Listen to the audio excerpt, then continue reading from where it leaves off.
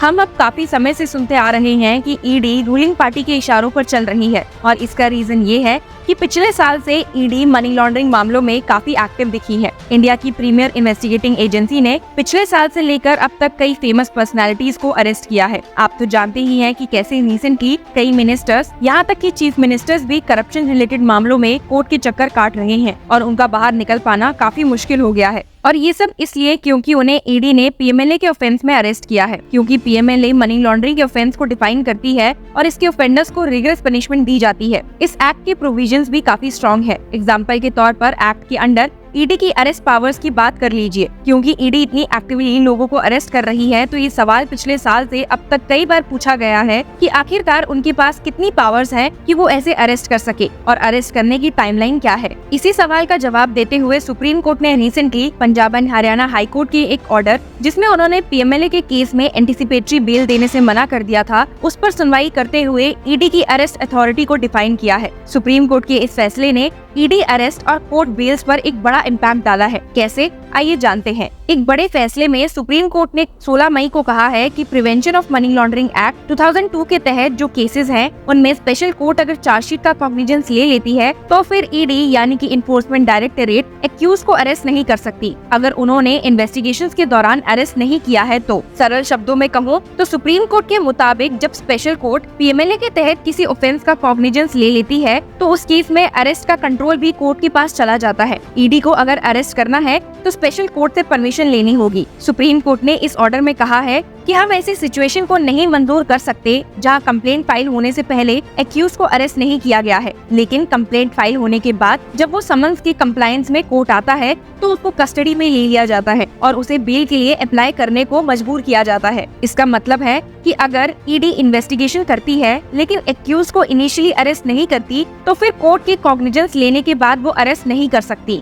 आपको बता दूं कि ये जजमेंट इस बात पर आधारित है कि पीएमएलए के तहत बेल लेना मुश्किल होता है, क्योंकि इसमें ट्विन कंडीशंस की बात होती है। सेक्शन 45 ऑफ द पीएमएलए के अंडर ट्विन कंडीशंस कहती है, पहला कि अपनी इनोसेंस प्रूफ करने का बर्डन एक्यूज पर ही है और दूसरा ये कि एक्यूज जज को ये कन्विंस कर सके कि वो बेल पर कोई ऑफेंस कमिट नहीं करेगा। जैसे कि आप जानते हैं कि चार्जशीट में एक्यूज के खिलाफ चार्जेस को रखा जाता है, बताया जाता है कि एक्यूज का कोई स्पेसिफिक एक्शन क्राइम क्यों है और कौन से पीएमएलए के प्रोविजंस इस पर लागू होते हैं। Aviral Kapoor, partner at Alak and Kapoor law officers said the Supreme Court order has clarified that individuals who were interrogated but not arrested during the investigation and later had charges filed against them can seek bail as a right. This is based on the principle that if custody was not required during the investigation, it should not be imposed after the fact merely due to the filing of charges. Kapoor ने further note किया कि ये judgement उन लोगों पे कोई असर नहीं डालेगा जो इन्वेस्टिगेशन के दौरान अरेस्ट हुए थे, जैसे कि Delhi deputy chief minister Manish Sisodia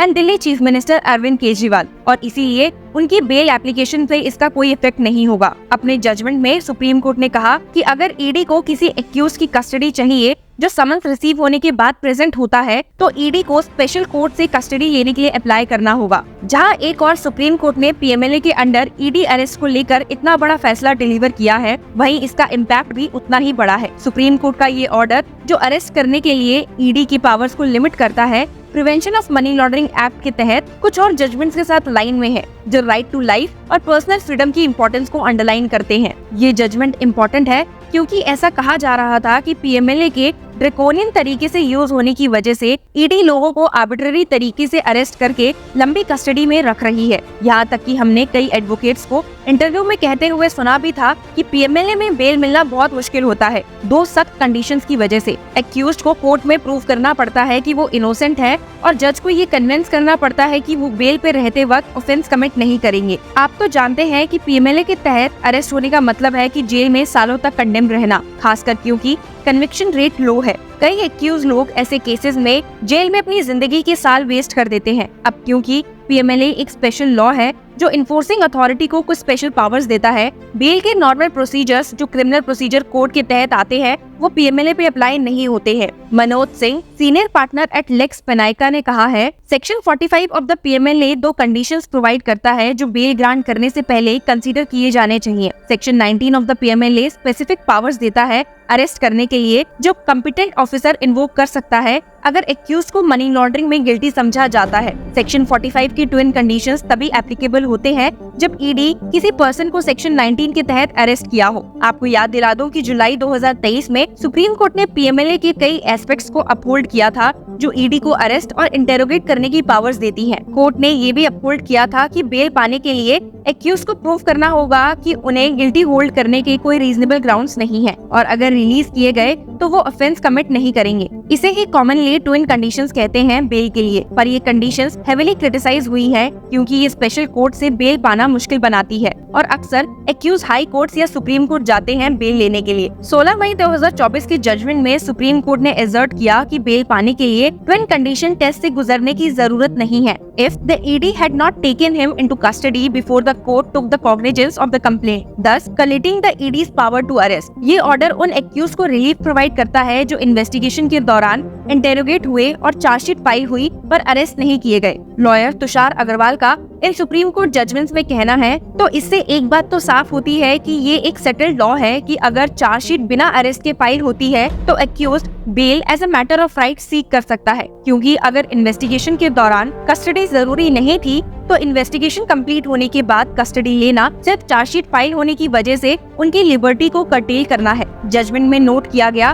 कि अगर समन्स रिसीव होने के बाद एक एक्यूज्ड स्पेशल कोर्ट के सामने अपेयर होता है तो उसे कस्टडी में नहीं माना जाएगा। जजमेंट ने ऐड किया, therefore it is not necessary for him to apply for bail. However, the special court can direct the accused to furnish a bond per section 88 of the CRPC. तो आपने देखा कि जब ईडी इन्वेस्टिगेशन के बाद किसी accused के against PMLA के तहत कंप्लेंट फाइल करता है जिसका कोर्ट कॉग्निजेंस ले लेता है और एक्यूज को समन करता है तो उसे कस्टडी में नहीं माना जाएगा और उसे बेल के लिए अप्लाई नहीं करना होगा। इसी बात को अंकुर महिंद्रो, मैनेजिंग पार्टनर एट क्रेड ज्यूर ने भी कहते हुए समझाया है that if the special court has taken cognizance of the complaint filed under section 44 of the PMLA against a person and issued summons, under such circumstances the twin conditions envisaged in section 45 would not be applicable once the accused appear before the court. इस judgement के आने के बाद ED की arrest powers पे restraint को जैसे आपने देखा कि लॉयर्स और सिटीजन्स ने काफी वेलकम किया है। एक सिटीजन का अरेस्ट उसके कॉन्स्टिट्यूशनल और ह्यूमन राइट्स को इन्वॉल्व करता है, इसीलिए अरेस्ट करने की पावर